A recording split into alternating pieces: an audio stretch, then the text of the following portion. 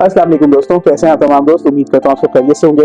तो गाइज, जैसे कि आपसे बात की थी कि इंशाल्लाह हम पॉडकास्ट भी किया करेंगे, वीडियोस भी बनाएंगे, तो उसी सिलसिले की आज मेरी पहली वीडियो थी। मैं और मेरी वाइफ अभी बैठे हुए थे तो हम डिस्कशन कर रहे थे और एक बात चल रही थी कि आप ओमान से वापस क्यों आ गए। तो उस सिलसिले में मैंने कहा चले कि मैं आप लोगों को अपने एक्सपीरियंस बताता हूँ कि मैं क्यों वापस आया और क्या वजूहत थी। मेरी वाइफ भी है, वो मेरी कैमरामैन भी है और वही मुझसे बात भी करेंगी, मेरे से सवाल भी करेंगी और इंशाल्लाह आपको लाइव ही मैं उसका जवाब दूंगा। हाँ जी, तो बेगम साहबा, अब आप बताइए, आप क्या मुझसे सवाल पूछ रही थी। मैं आपसे ये सवाल पूछ रही थी कि माशाल्लाह आपने अपनी ज़िंदगी के इतना अच्छा टाइम वहाँ पे गुजारा और 2-3 साल आप वहाँ पे स्पेंड करके आए and you did a lot. आपने माशाल्लाह से वहाँ पे बहुत अच्छा जॉब में टाइम गुजारा, बहुत अच्छी गैदरिंग रही है आपकी, बहुत अच्छा आप वहाँ पे एंजॉय करते थे। ठीक है कि हम दूर थे, बच्चों से दूर थे, बेगम से दूर थे, अपनी माजी से दूर थे, लेकिन फिर भी एक फ्रेंड सर्कल आपका बना और बहुत स्ट्रॉन्ग बॉन्डिंग रही। तो पता नहीं आप क्यों वापस आ गए, इस क्यों का जवाब नहीं मुझे आज तक मिल रहा। मैं चाहती हूँ कि प्लीज़ आप मुझे भी ज़रा एक सेटिस्फैक्टरी आंसर दें और जो भी लोग शायद हमारी जैसी कश्ती में सवार हैं उनके लिए भी शायद हमारी बातें कोई गाइडलाइन बन सकें। अच्छा, इसका जवाब आपको ये है कि आप बिल्कुल ठीक है, सही कह रही हैं कि वहाँ पे मेरा फ्रेंड सर्कल था और वाकई में मैंने वो लाइफ कभी नहीं जी थी जो एक बैचलर बंदा जीता है। जब लड़के यंग होते हैं, जब शादी नहीं हुई होती, बच्चे नहीं हुए होते, वो पाकिस्तान से बाहर जाते हैं, कमाते हैं और वहाँ पे वो टाइम स्पेंड करते हैं तो वो आदी हो जाते हैं। मगर मैं जिस सिचुएशन में गया, एक तो मैं शादीशुदा था, 10 साल तकरीबन मेरी शादी को हो चुके थे, दो बेटे हो चुके थे, बेटी हो चुकी थी, तो मेरे लिए बच्चों से अलहदा होना बहुत मुश्किल था। मैं बहुत ज्यादा सफर करा मैंने इस चीज को, क्योंकि एक जब मैं वहाँ पे देखता था तो यंग लड़के होते थे मेरे साथ और उन लोगों को कोई परवाह नहीं होती थी, क्योंकि उनके जो घर वाले हैं वो ठीक है, बस वो सलाम हो रही है। मगर जब मैं अपनी वाइफ को कॉल कर रहा होता था, वहां से बात कर रहा होता था, लोग मुझसे कहते थे हाँ इतनी देर बात करते हैं आप, इतनी देर तो अपनी गर्लफ्रेंड से भी बात नहीं करते जितनी देर अपनी बेगम से बात करते हैं। अच्छा, तो फिर मुझे तो अपने आप को बहुत खुशनसीब समझना चाहिए। मुझे नहीं पता था कि मैं इतनी ज्यादा माशाल्लाह पॉपुलर हो गई थी। हाँ, बच्चे बड़े हो रहे थे, बच्चों का बड़ा होना, एक बाप का सर पे होना उनके बहुत लाजिम होता है। क्योंकि मेरे साथ एक इंसिडेंट रहा कि जब मेरे फादर की डेथ हुई तो मैं बहुत छोटा था और मुझे बाप का वो प्यार, वो शफकत वो नहीं मिल सकी। मेरे ताया ने मेरी सारी अपब्रिंगिंग की, उन्होंने मुझे पाला पोसा बड़ा किया। तो हकीकतन मगर जो एक बाप अपने बच्चे को जो कॉन्फिडेंस दे सकता है, जो उससे बात कर सकता है, जो चीज़ें वो उनको सिखा सकता है, वो एक दूसरा बंदा नहीं दे सकता है। माँ उनके पीछे नहीं भाग सकती। बेटी को तो माँ किसी तरीके से कंट्रोल कर लेती है, घर में रख लेती है, मगर जो बेटे होते हैं उनके लिए थोड़ा सा मसाइल होते हैं, क्योंकि उनका बाहर जाना, वो कहाँ तक उनके पीछे जाएगी और कितना हद तक करेगी। और डेफिनेटली ये कंप्लेंट्स आप भी मुझसे अक्सर करती थी कि देखो रात में बाहर निकल के चले गए, कोई दोस्त लेके आए, सामने वाले लेके आए पकड़ के।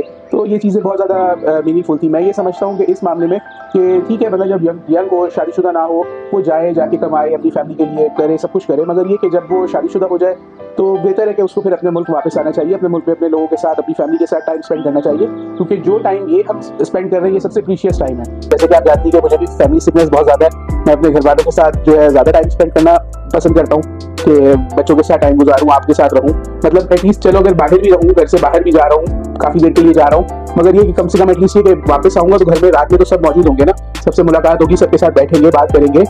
और ये चीज़ें हैं कि जो मुझे बहुत ज़्यादा ज़रूरी समझता था, मैं इसलिए मैं वापस आ गया। मुझे ये बताएं कि आपको ये लगता है कि आपका यहाँ आने का डिसीजन इस वाले पॉइंट्स के अलावा आपके लिए सही है क्या? जो आप वहाँ पे लाइफ स्पेंड करके आए, वहाँ की फैसिलिटेटिंग लाइफ है, कंफर्ट जोन्स भी हैं वहाँ पे बहुत अच्छे, और सबसे इम्पोर्टेंट बात कि बहुत मुतासिर कुन ज़िंदगियाँ हैं वहाँ की, क्योंकि लोग वहाँ आसूदा हाल हैं। तो क्या आप समझते हैं कि यहाँ आने के बाद आपको वो वाला चार्म, वो वाली तमाम चीज़ें आपको सब मिल रही हैं? क्या आपकी अप्रोचेस टूवर्ड्स फैसिलिटेटिंग लाइफ आपको सब मिल रहा है, आपकी अप्रोच में है, रादर देन कि जिस तरह की आपको पता है कि यहाँ पूरे कराची के और पूरे पाकिस्तान के मैं कहूँगी कि हालात जिस तरह के हैं कि बिजली, पानी, गैस, एवरी टाइम आपको मसाइल हैं, पेट्रोल के मसाइल हैं, इश्यूज़ हैं, स्कूल के इश्यूज़ हैं, दिस एंड दैट। तो क्या ये हेक्टिक इश्यूज़ नहीं हैं? आप इसके बारे में क्या कहेंगे? बेशक ये इशूज़ मौजूद हैं और डेफिनेटली ये इशूज़ बहुत ज़्यादा आपकी सब चीज़ों पर असरअंदाज हो रहे होते हैं। और मैं समझता हूँ कि आप बिल्कुल ठीक है जो अपनी जगह के ये सब इशूज़ हमारे यहाँ पे रहते हैं।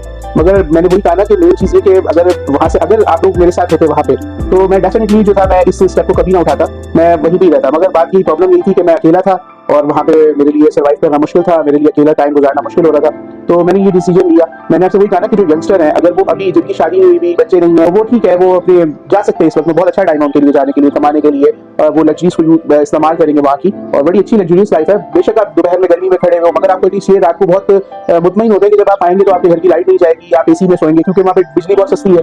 यहाँ के मुकाबले में, तो डेफिनेटली ये चीज़ें बहुत आपके ऊपर असरअंदाज हो रही होती है। मगर उसके साथ सबसे बड़ी बात ये कि इंसान का कंफर्ट जोन वही होता है कि जो उसका घर होता है, जहाँ पे उसकी एक फैमिली होती है, उसकी फैमिली उसके साथ हो और वो उनके साथ अपना टाइम स्पेंड करे।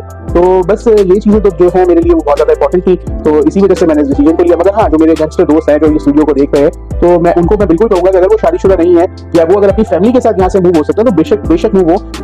तो तकरीबन मैंने 27 मुल्क से अलग अलग ममालिक के लोगों के साथ इंटरेक्ट किया, तो उनको जानने का मौका मिला, उनको समझने का मौका मिला।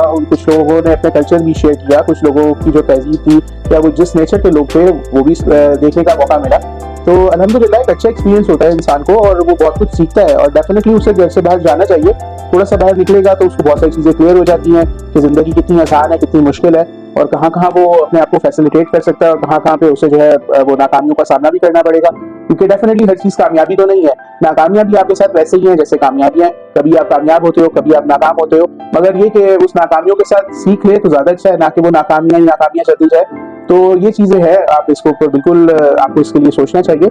और मेरा ये तमाम जो हमारी यंग जनरेशन है और जो लोग हमारे जो जा सकते हैं, अफोर्ड कर सकते हैं, मेरा उनको ये मैसेज है कि वो बिल्कुल बाहर जाए। अब मैं देखें, जैसे कि मैं कुछ लोगों के बारे में बात करूं कि मैंने हमेशा इंडियंस को देखा और उनके अंदर मैंने ये चीज़ नोट की और मेरी उनसे डिस्कशन भी होती थी इस मामले में। तो वो बताते थे कि हम एक एज एक पाकिस्तानी जब वहाँ जाते हैं ना तो वो ये सोचता है कि बस मैं यहाँ पे सेटल हो जाऊँ, मैं यहीं पे बस जाऊँ, यहीं पे रह लूँ। क्यों? क्योंकि उसे पता है कि वहाँ पे कुछ हालात इस तरह के डिस्टर्ब रहता है, फैमिली जो है वो डिस्टर्ब होती है।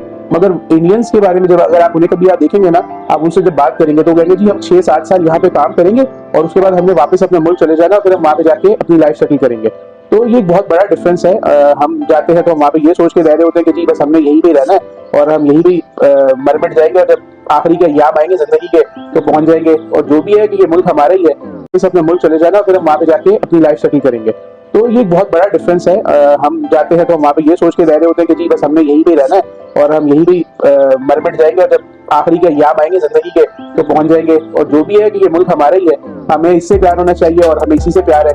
मगर बात ये कि सब सारी जिंदगी आपने एक बाहर की कंट्री को दे दिया, तो अब लास्ट के टाइम में कि जब आपके शायद बच्चे भी आपको पूछने के लिए तैयार ना हो तो आप आ जाए उनके सर पे बैठ जाएं। और मैंने ऐसे बहुत सारे लोगों को देखा, ऐसे बहुत सारे वर्कर्स थे कि जिनसे मेरी बात होती थी तो बताते थे कि जिंदगी उन्होंने सारी बाहर गुजार दी और जब वो अपने बुढ़ापे में जब वो पाकिस्तान की तरफ उन्होंने रुख किया तो उनके बच्चों ने ही उनको एक्सेप्ट करने से इनकार कर दिया। उनको बुरा लगता था कि बाप अब हमारे सर पे क्यों आके बैठ गए।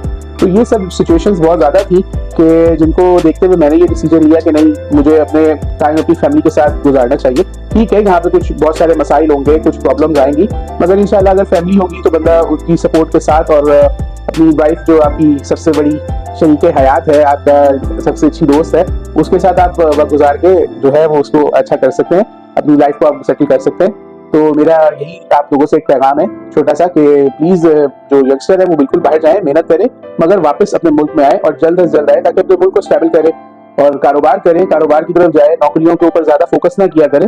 यंगस्टर कोशिश किया करें कि कारोबार किया करें। तो इंशाल्लाह ताला इसी तरह का ये जो है ना ये सिलसिला चलता रहेगा।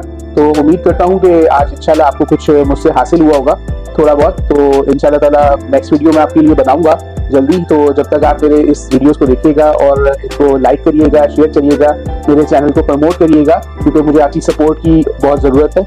और अपना बहुत सारा ख्याल रखिएगा। अल्लाह हाफिज़।